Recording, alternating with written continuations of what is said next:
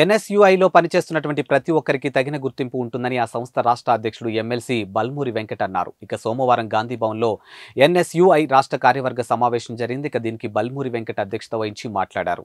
Assembly ఎన్నికల్లో party గెలుపు కోసం కష్టపడి పనిచేసినటువంటి విధంగానే లోక్సభ ఎన్నికల్లో కూడా పనిచేసే కాంగ్రెస్ ను గెలిపించుకోవాలని సూచించారు. ఇక తాను ఎమ్మెల్సీ అయ్యానంటే ఎన్ఎస్యుఐకి కాంగ్రెస్ ఇచ్చినటువంటి గుర్తింపే కారణమని చెప్పారు. తాను విద్యార్థుల సమస్యలపై పోరాటం చేసినప్పుడు ప్రతి ఎన్ఎస్యుఐ కార్యకర్త తనకు అండగా నిలబడ్డారని తెలిపారు. ఈ సందర్భంగా బల్మూరి వెంకట్ ను పలువురు ఎన్ఎస్యుఐ నాయకులు అభినందించారు.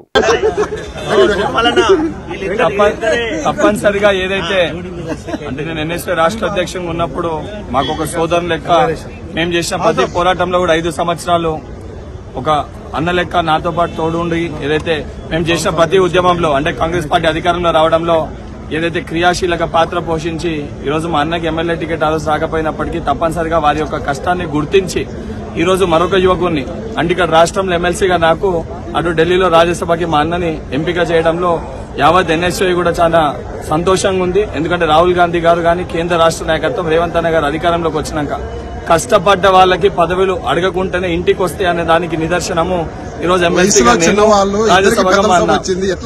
ఇప్పుడు గతంలో కాంగ్రెస్ పార్టీ పైన కష్టంగా గెలవలేని సీట్ల యువతకి కేటాయిస్తారని చెప్పి అనేక సందర్భాల్లో మీడియా మాధ్యమాలలో అందరూ కూడా కాంగ్రెస్ పార్టీని విమర్శిస్తుండే.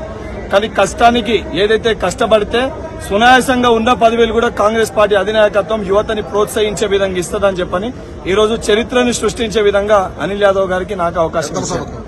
పెద్దల సభలో తప్పనిసరిగా మా అన్న రాణిస్తాడు. తన వంతు పాత్ర పోషించి ఒక మార్గని చాటుకుంటాడు ఒక నమ్మకం విశ్వాసం నాకుంది.